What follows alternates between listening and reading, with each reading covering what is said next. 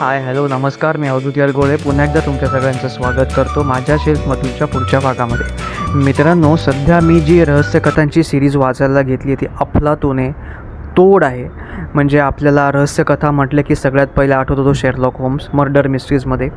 नंतर आठवते ती अगाथा ख्रिस्ती. आय होप तुम्हाला अगाथा ख्रिस्ती ऑथर माहिती आहे. माहिती नसेल तर त्यांची पुस्तकं शोधा आणि नक्कीच वाचा. तेही जबरदस्त आहेत, अफलातून आहेत. मराठीमध्ये रहस्यकथांची परंपरासुद्धा तशी मोठी आहे. लेखक हे संख्येने कमी असले तरी परंपरा खूप चांगली आणि सशक्त आहे आजपर्यंत. त्याच्यामध्ये आपण बाबूराव अर्नाळकरांचं नाव घेऊ शकतो. त्याच्यानंतर समजा जर का आपल्याला वैज्ञानिक अँगलने ह्या कथा जर का वाचायच्या झाल्या तर मग आपण जयंत नारळीकर, शास्त्रज्ञ जयंत नारळीकर यांचं आपण नाव त्यामध्ये घेऊ शकतो. ह्याच कथा जर का खूप डार्क लेवलला न्यायच्या झाल्या तर आपण नारायण धारपांचं नाव घेऊ शकतो, मतकरींचं नाव घेऊ शकतो.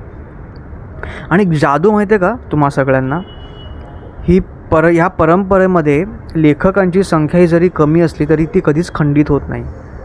आता बघा ना, हे लेखक ज्यांची सिरीज मी आत्ता वाचतो आहे त्यांचं नाव आहे सौरभ वागळे.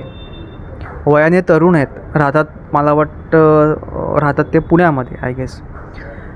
तरुण लेखक आहे, साधारण वय पण फार नाही, 35-36 कदाचित असेल, मे बी इतकंच वय आहे. पण त्यांची डिटेक्टिव्ह अल्फाची जी सिरीज आलेली आहे ती छप्पर तोड आहे. एकदा पुस्तक हातात घेतलं की तुम्हाला ते अजिबात खाली ठेवावं असं वाटणार नाही. भाषा अजिबात क्लिष्ट नाही आहे, अतिशय सरळ साधी सोपी भाषा.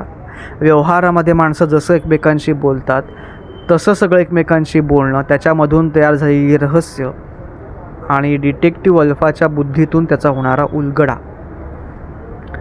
असंच माझं एक पुस्तक सध्या त्यांचं वाचून संपलेलं आहे, ते म्हणजे डिटेक्टिव्ह अल्फा आणि मोरेवाडी इस्टेटमधील रहस्य.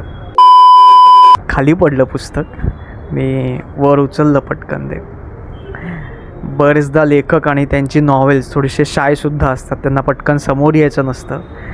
पण वाचकांचं प्रेम एवढं असतं की ते त्यांना समोर आणतातच.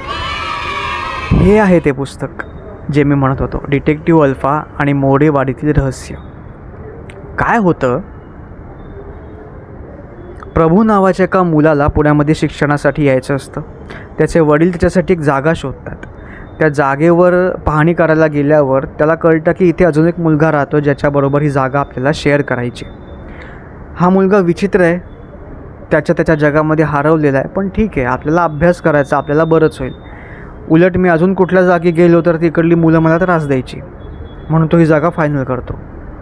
आणि त्या मित्राबरोबर, त्या रूममेटबरोबर ती जागा शेअर करायला सुरुवात करताना त्याच्या लक्षात येतं की हा जो आपला रूममेट आहे त्याचंच नाव आहे डिटेक्टिव्ह अल्फा.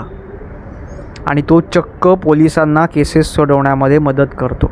अशा केसेस ज्या पोलिसांकडूनही सुटत नसतात, अगदी फॉरेन्सिक पातळीला सुद्धा नाही. फॉरेन्सिक बोललो म्हणून दचकून जाऊ नका, कारण हे पुस्तकं वाचून फॉरेन्सिकमध्ये काय घडामोडी होतात, कशा टेस्ट होतात, हे इतकं सुंदर आणि इतक्या साध्या सोप्या पद्धतीने मांडलं आहे की त्याची माहिती, त्याचं ज्ञानही आपल्याला व्हायला लागतं.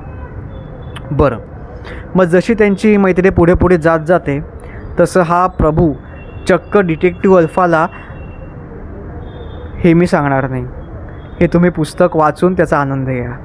हा एक गंमत आहे त्यामध्ये. एक दिवस डिटेक्टिव्ह अल्फाला फोन येतो आणि त्याच्याकडे एक केस सुपूर्त होते जी अतिशय कठीण असते.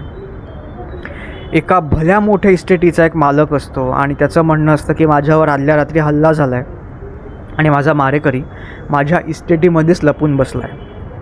तो माझ्या इस्टेटीमधनं बाहेर जाणं शक्यच नाही. का?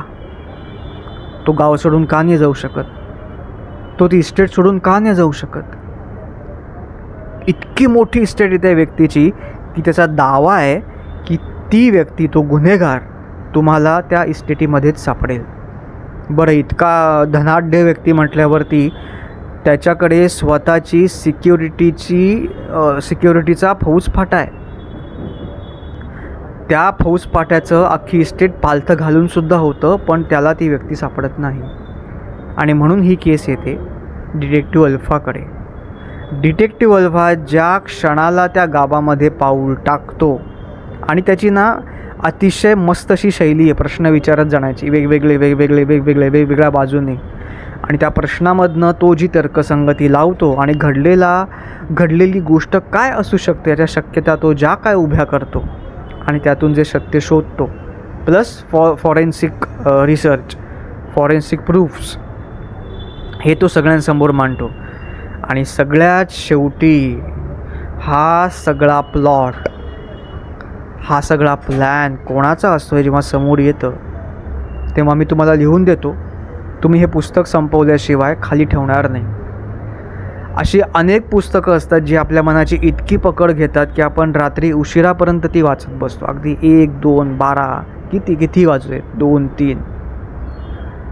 त्या पठडीमध्ये मोडणारं सौरभ बागळे यांचं लिखाण आहे की त्याने जर का एकदा तुमच्या मनाची पकड घेतली तर तुम्ही सहजासहजी ते पुस्तक खाली ठेवू शकत नाही. हे पुस्तक वाचा आणि मला नक्की कळवा हे पुस्तक तुम्हाला कसं वाटलं.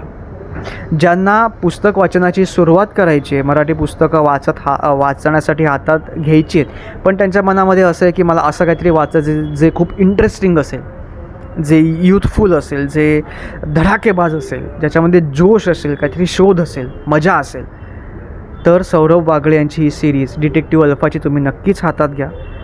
तुम्हाला अतोनात मजा आणि आनंद आल्याशिवाय राहणार नाही. हे होतं आपलं आजचं पुस्तक, डिटेक्टिव्ह अल्फा आणि मोरेवाडीतील रहस्य. विकत घ्या, वाचा, शेअर करा, मित्रांनाही द्या, मैत्रिणींनाही द्या आणि मला नक्की सांगा की हे तुम्हाला कसं वाटलं कमेंट्समध्ये. भेटूयात माझ्या शेल्फमधूनच्या पुढच्या भागामध्ये. तोपर्यंत टाटा, बाय बाय. मी आता त्यांच्या पुढल्या पुस्तकाकडे वळणार आहे, ते म्हणजे डिटेक्टिव्ह अल्फा आणि ब्ल्यू मूरचे रहस्य. नाव तर भारी आहे बाबा, ब्ल्यू मूर. काय माहिती, पण सांगेन, असंच शेअर करेन अर्धवट उत्सुकता ताणायला. तोपर्यंत टाटा, बाय बाय. वाचत रहा, जगत रहा.